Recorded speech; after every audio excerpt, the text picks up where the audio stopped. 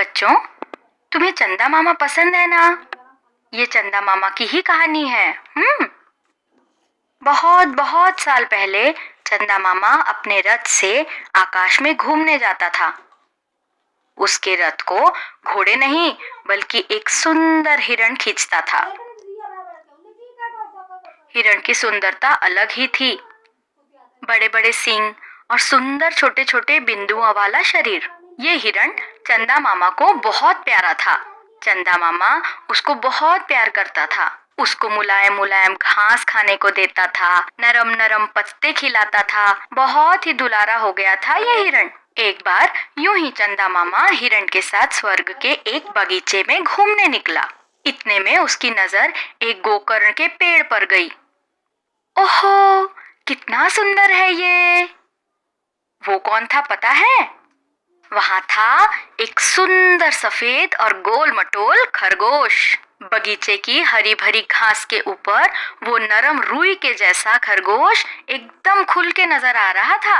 उसकी आंखें लाल लाल मोतियों की तरह चमक रही थीं। हिरण और चंदा मामा की आहट जानकर वो झट से वापस छुप गया।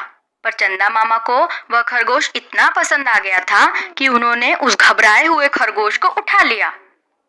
खरगोश की छाती धड़ धड़ कर रही थी। चंदा मामा ने उसे अपने पास प्यार से पकड़ा और हिरण के रथ पर बैठकर वो अपने घर चला गया।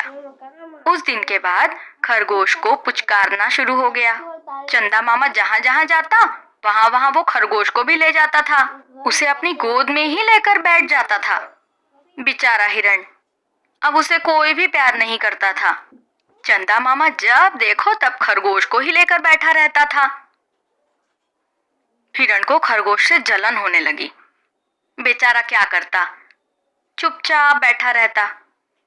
एक बार क्या हुआ कि रथ खींचते खींचते हिरण एकदम थक गया। उसे बहुत भूख लगी थी।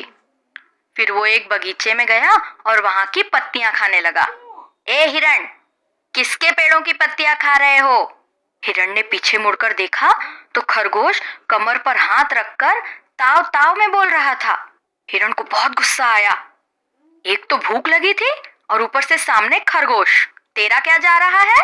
तेरा मतलब? ये गोकर्ण का पेड़ मेरा है। तूने उसके पत्ते खाने की हिम्मत भी कैसे की? तुम्हारा कैसे हुआ ये पेड़? ये बगीचा चंदा मामा का है। मैं भी उनका हूँ।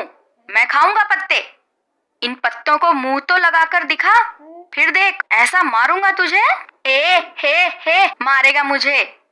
सिंह देखे क्या मेरे? चंदा मामा को जाकर तुम्हारा नाम बताऊंगा, फिर जाकर अकल आएगी। खरगोश अब तो और भी गुस्से में आया था। उसकी मोतियों जैसी लाल लाल आंखें और भी लाल हो गई थीं। जाकर बता, चंदा मामा मेरा क्या बिगाड़ेंगे? हिरण भी चिढ़ गया। देख खरगोश, चंदा मामा का प्यारा हो गया है, इसलिए चने के झाड़ पर मत चढ़। उनके प्यार ने ही तुझे बिगाड़ा है। कौन है ये चंदा मामा? पूरी पृथ्वी पर चांदनी की सफेद रोशनी मेरे ही सफेद शरीर के कारण है।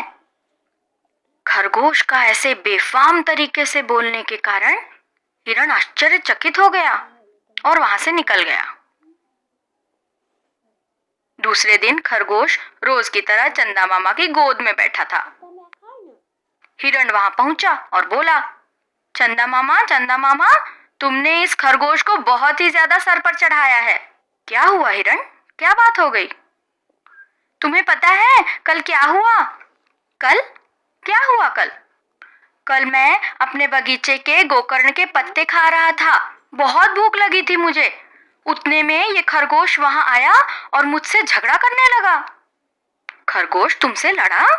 क्या बात है खरगोश? फिर क्या? वो मेरे गोकर्ण के पत्ते खा रहा था। चंदा मामा, ये गोकर्ण का पेड़ अपना है ना? वो क्या इस खरगोश का अकेले का है? हाँ, वो मेरी ही है। देखो देखो कैसे झगड़ रहा है वो। और हाँ, वो क्या कहता है मालूम है? कि इस पृथ्वी पर जो चांदनी फैली है वो इसके सफेद शरीर के कारण है। ये सब सुनकर चंदा मामा को बहुत गुस्सा आया। क्यों रे खरगोश, ये हिरण क्या कह रहा है? फिर क्या? सही बात है, तभी तो तुम मुझे अपने साथ रोज रोज घुमाने ले जाते हो। चंदा मामा को अब तो और भी गुस्सा आ गया। उसने खरगोश को अपनी गोद से बाहर फेंक दिया। जा, चला जा यहाँ से, जा, चला जा उस पृथ्वी पर। मेरे प्यार के कारण तू एकदम घमंडी हो गया है। पृथ्वी पर आने के कारण खरगोश के लाड़ अब खत्म हो गए। उसे अपनी गलती समझ आई, पर अब क्या कर सकता था। एक दिन तभी उसे हिरण मिलने आया। क्या हुआ खरगोश भाई, क्या हालत हो गई है तुम्हारी? अब कहाँ गई तुम्हारी हेकड़ी? बच्चम जी। हिरण भाई, क्यों मुझे इस तरह टोकते हो?